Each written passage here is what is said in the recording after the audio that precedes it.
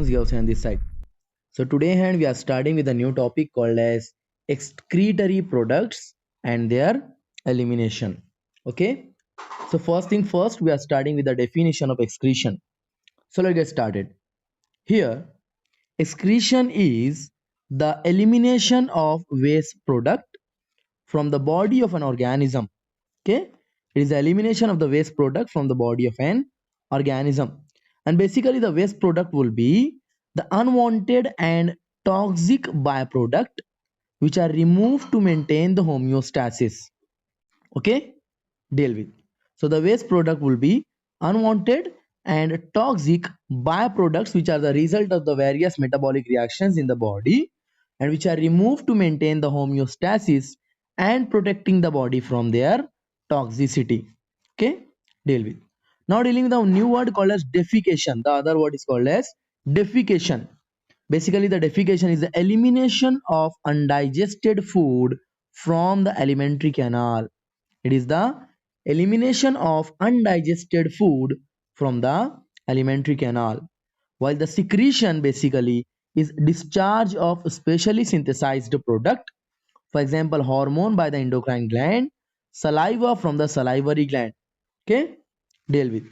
So the difference between the defecation and the secretion is defecation is the elimination of the undigested food from the alimentary canal, whereas the secretion is the discharge of specially synthesized product, deal with hormones and the saliva from their respective glands. Now dealing the word called as osmoregulation.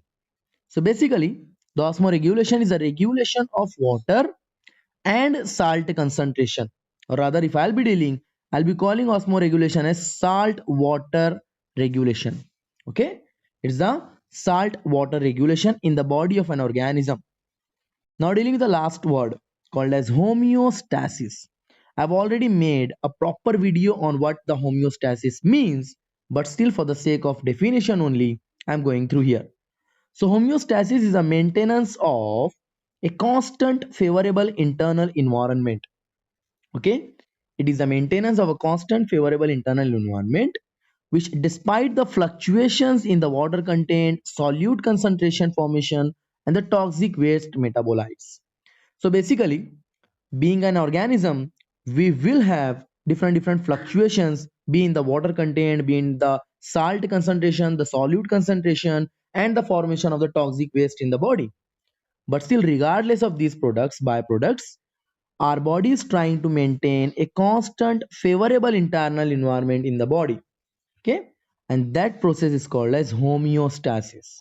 Okay, deal with. So excretion is basically the maintenance of homeostasis. Excretion is the maintenance of homeostasis. Now we are dealing with the excretory organs in different animal groups. So basically, being in the different groups of the animals are showing different types of the excretory organ as well, and the different type of the nitrogenous waste as well. So basically, there are three major nitrogenous waste called as ammonia, urea, and the uric acid. Okay, deal with. So starting with the first phylum of the kingdom Animalia called as protozoan. Okay, here. So basically the protozoans have excretory organ is called as plasma lemma, which is a normal cell membrane of their body. Even the pellicles and the nitrogenous waste in the protozoans is none other than ammonia.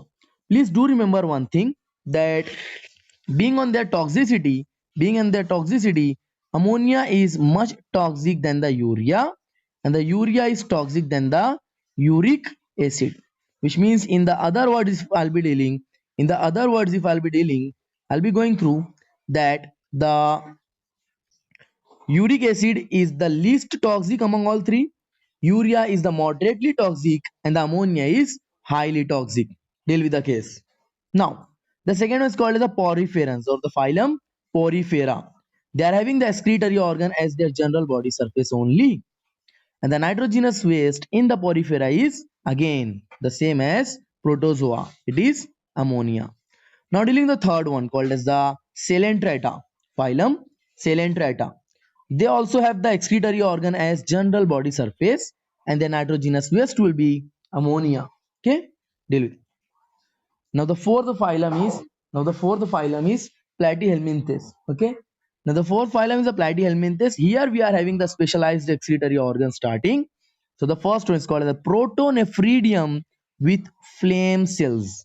You just need to remember this. If you are preparing for a competitive exam, do remember one thing, that the excretory products in the Protonephridium with the flame cells, and the nitrogenous waste is the ammonia. Okay, deal with. Now the fifth phylum here is called as Aschelminthes. Okay, and the excretory organ in the Aschelminthes will be rennet cells in the Ascaris. It is the specialized organ called as rennet cells in the Ascaris, and the nitrogenous waste here will be ammonia as well, and the urea as well, because it's a huge phylum. Okay, deal with. Now the phylum Annelida is having excretory organ as Metanephridia as well, and the Metanephridia in the Chloragogen cells. Okay, deal with. So the Metanephridia is present in the nares and the leech. Okay, Metanephridia is present in the nares and the leech, whereas the Metanephridia and the Chloragogen is present in the earthworm. Deal with the case. And the nitrogenous waste in the phylum Annelida is ammonia as well, and the ammonia in the water and the urea on the land. Ammonia in the water and the urea on the land. Deal with the case. Because a huge amount of the water is required to eliminate 1 gram of ammonia from the body. That is 500 ml almost. That is almost 500 ml of water is required to remove 1 gram ammonia. To remove 1 gram ammonia, 300 to 500 ml of water, 300 to 500 ml of water is required. Whereas to remove 1 gram of urea, only 30 to 50 ml of water is required. Whereas to remove 1 gram of uric acid, you need only 5 to 10 ml of water. Deal with the case. Now, that is the reason why ammonia is the waste product within the water and the urea is the waste product in the on the land. Dealing with the seventh phylum called as mollusca. Here, the excretory organ is kind of like diversified. So here we are having the renal gland or the organ of Bojanus. Please do remember one thing, that the mollusks are especially related with the organ of Bojanus. Okay, it is present in the pila and unio, and the Keber's organ, which is present especially in the unio. The nitrogenous waste. The nitrogenous waste is ammonia in the aquatic habitat and uric acid in the land form. Now, dealing with the most diversified and the most successful phylum, there's none other than the phylum Arthropoda. So here we do have different types of the excretory organ because of the a lot of diversity, like a lot of different organisms present in this phylum. So here we have Malpighian tubule as well. Here we have uricose glands as well, urate cells and the nephrocytes. Okay, deal with.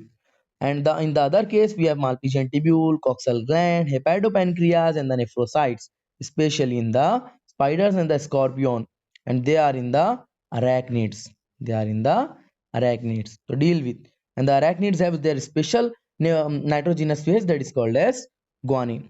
Now, do remember one thing, that in case of the arthropoda, green glands are also present. Green glands or antennary glands in the crustaceans, which are attached to a substratum.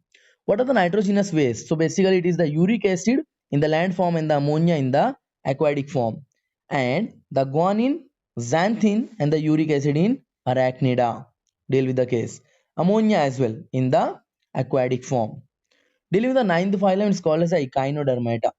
So basically, in case of the echinodermata, the excretory organ is the tube feet, that is called as podia, and the dermal branchiae, that is the thin walls of gills. The nitrogenous waste is ammonia. Okay, go through. Now, the 10th phylum is called as a hemichordata, in which the excretory organ is called as the glomerulus, and only one example is there called as a melanoglossus. In case of the 11th phylum called as a chordate, it's kind of huge phylum, no? So here we have urochordates as well, and we have cephalochordates as well, we have vertebrates as well. So in case of the urochordates, we have neural glands, or rather like that is called as the Herdmania. In case of the cephalochordates, we have pharyngeal nephridia and Hatch-Jack's nephridium, which is present in the amphioxus. And in case of the vertebrates, here we have one pair of kidney, which are the main excretory organ. One pair of kidney, which are the main excretory organ. We have lungs as well, liver as well, skin as well, and the intestine are as well, which are the excretory organ in many vertebrates. How come? Which means like the kidney is responsible for removing the urea from the body, correct? Whereas the lungs are responsible for removing the carbon dioxide, whereas like the liver is responsible for removing a lot of different toxins. The skin is responsible for excreting the sweat, sebum, and the waxes, different types. So sweat, oil, waxes, and all. And the intestine is responsible for fecal secretion or fecal excretion. Fecal excretion. So these are the accessory excretory organs, and the essential excretory organ will be the kidney. Deal with the case. The nitrogenous waste in the vertebrates, it may be ammonia, maybe urea, or maybe uric acid. Now the last but not the least one, the final one is called as a human excretory system. So basically, the human excretory system consists of two kidneys which form the urine.